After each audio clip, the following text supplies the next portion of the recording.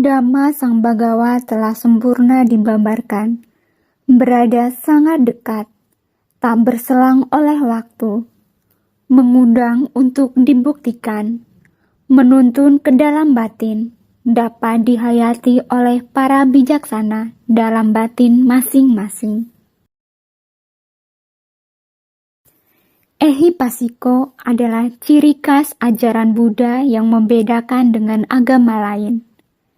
Datang, lihat dan buktikan sendiri adalah kalimat dari guru besar Buddha Gotama.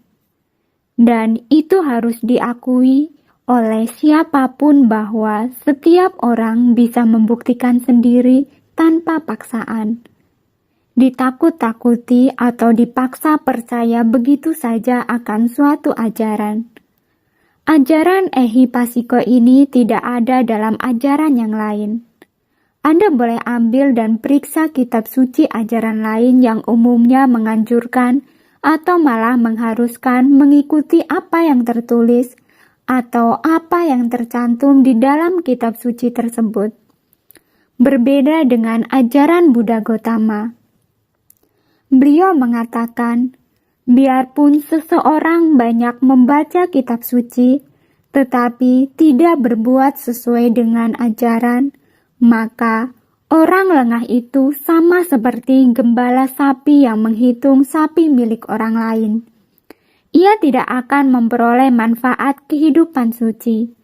Akan tetapi, biarpun seseorang itu sedikit membaca kitab suci, tetapi berbuat sesuai dengan ajaran, menyingkirkan nafsu indria, kebencian dan ketidaktahuan, memiliki pengetahuan benar, dan batin yang bebas dari nafsu, tidak melekat pada apapun, baik di sini maupun di sana, maka ia akan memperoleh manfaat kehidupan suci. Kemudian, mengapa Sang Buddha menggunakan istilah Ehipasiko untuk menguji setiap ajarannya?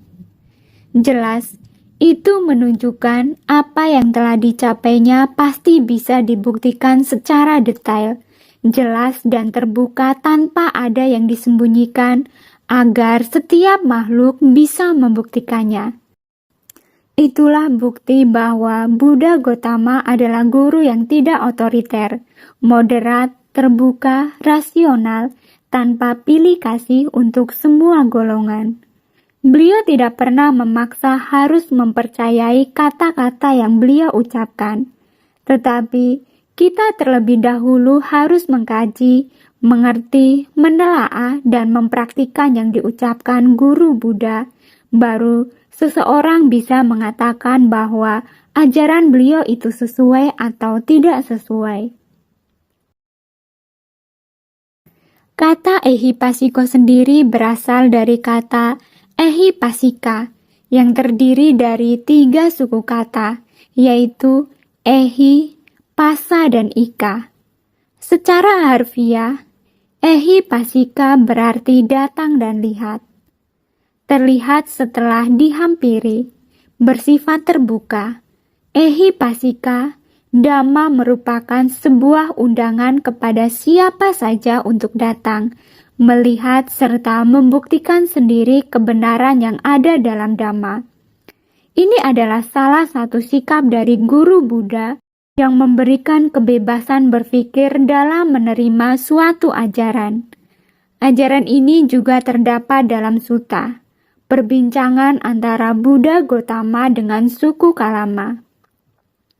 Wahai suku Kalama, jangan begitu saja mengikuti tradisi lisan, ajaran turun-temurun, kata orang, koleksi kitab suci, penalaran logis, penalaran lewat kesimpulan, perenungan tentang alasan, penerimaan pandangan setelah mempertimbangkannya, pembicaraan yang kelihatannya meyakinkan, atau karena kalian berpikir, betapa itu adalah guru kami. Tetapi setelah kalian mengetahui sendiri, hal-hal ini bermanfaat atau tidak, tercela atau tidak, dipuji oleh para bijaksanawan atau tidak, jika dilaksanakan dan dipraktikkan, menuju kesejahteraan serta kebahagiaan atau tidak. Itulah sikap yang akan menepis kepercayaan yang membuta terhadap suatu ajaran. Dengan memiliki sikap ini, maka nantinya seseorang diharapkan dapat memiliki keyakinan yang berdasar pada kebenaran dan sudah selayaknya seseorang memperhitungkan untuk menerima ajaran seperti itu.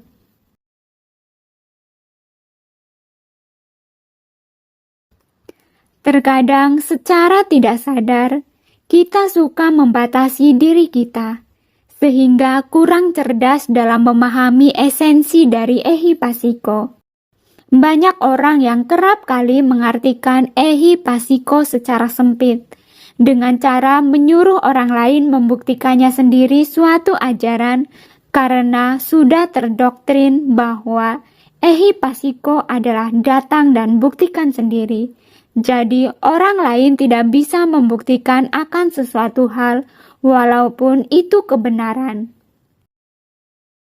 Ibarat rasa, kalau orang bilang ke orang lain yang belum tahu rasa, "Teman, ternyata gula itu rasanya manis loh."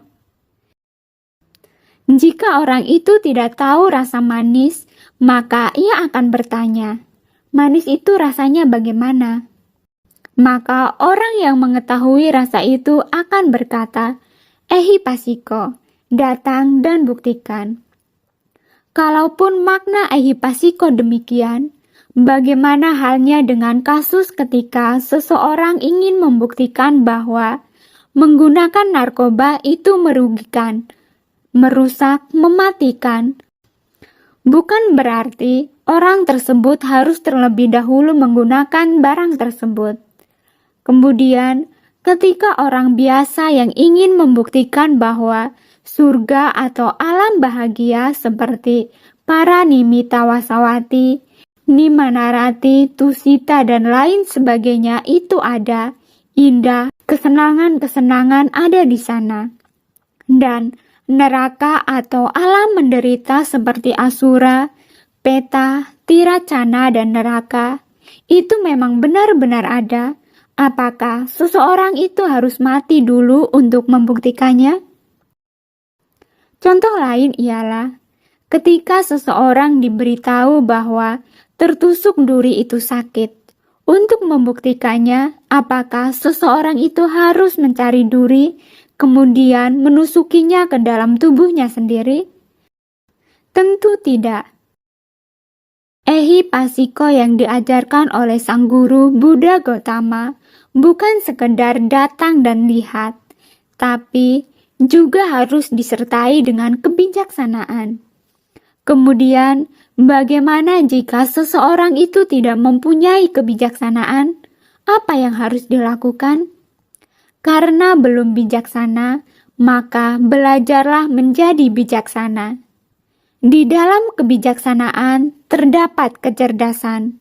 Sebuah contoh, buktikan dengan ehipassiko bahwa air mengalir dari tempat yang tinggi ke tempat yang lebih rendah. Sebagian orang akan berkata, "Saya bukan air, jadi saya tidak bisa membuktikannya." Lalu, bagaimana cara kita untuk membuktikannya? Apakah dengan cara melakukan penelitian atau riset? Berkeliling dunia dan menemukan tempat yang berair, kemudian membuktikan satu persatu bahwa air tersebut mengalir dari tempat yang tinggi ke tempat yang lebih rendah? Ini adalah jawaban bodoh dalam menyikapi istilah ehipassiko. Karena kita tidak perlu menjadi air dan berkeliling dunia untuk membuktikan bahwa air mengalir dari tempat tinggi ke tempat yang lebih rendah. Akan tetapi, cukup dengan mengadakan percobaan di sekitar kita dan mengambil beberapa sampel. Sama seperti pernyataan yang mengatakan bahwa kita perlu menggunakan obat-obatan terlarang untuk membuktikan bahwa barang-barang itu memang patut dilarang. Ini juga sama bodohnya dalam menyikapi istilah ehipassiko. Meskipun ehipassiko berarti datang dan buktikan, bukan berarti selamanya seseorang menjadikan dirinya sebagai objek percobaan. Sikap ini adalah sikap yang kurang bijaksana dalam menerapkan istilah ehipassiko. Untuk membuktikan bahwa menggunakan obat-obatan terlarang itu merugikan, merusak, seseorang cukup melihat orang lain yang menjadi korban karena menggunakan obat-obatan terlarang tersebut. Melihat dan menyaksikan sendiri orang lain mengalami kerugian karena penggunaan obat-obatan terlarang itu pun suatu pengalaman, suatu pembuktian. Di sini, ehipassiko lebih mengarah ke perenungan, membandingkan antara pengalaman kita sehari-hari dan praktik di kehidupan yang terjadi di sekitar kita. Begitu juga dengan kelahiran kembali atau punarbawa. Kita tidak perlu terlalu jauh untuk memiliki kemampuan batin melihat kehidupan masa lampau untuk membuktikan akan adanya tumimba lahir. Dalam skala kecil, kita dilahirkan kembali setiap detik. Perhatikan pikiran kita, muncul atau lahir, tenggelam atau mati. Lihat sel-sel tubuh kita, lihatlah ke dalam, maka kita akan melihat yang di luar. Begitulah tindakan yang bijak, cerdas, cerdik dalam menyikapi makna ehipassiko. Orang bijak pernah berkata, ilmu yang bermanfaat bukan hanya dari sekedar kitab atau pengalaman orang lain. Ilmu yang bermanfaat adalah ilmu yang berasal dari pengalaman diri kita sendiri yang selalu kita perbaiki. Begitu pula dengan Buddha. Beliau tidak pernah meminta pengikutnya untuk percaya begitu saja kepadanya, melainkan untuk membuktikannya terlebih dahulu. Begitu pula dengan uraian yang saya sampaikan. Tetapi setelah seseorang mengetahui sendiri hal-hal ini adalah bermanfaat atau tidak, tercela atau tidak, dipuji oleh para bijaksana atau tidak, jika dilaksanakan dan dipraktikkan menuju kesejahteraan dan kebahagiaan atau tidak, sudah sepatutnya seseorang memperhitungkan dhamma atau nilai-nilai kebenaran sebagai salah satu bagian dari referensi hidup untuk menjadi lebih baik. Terima kasih sudah menonton, semoga bermanfaat, dan semoga semua makhluk hidup berbahagia.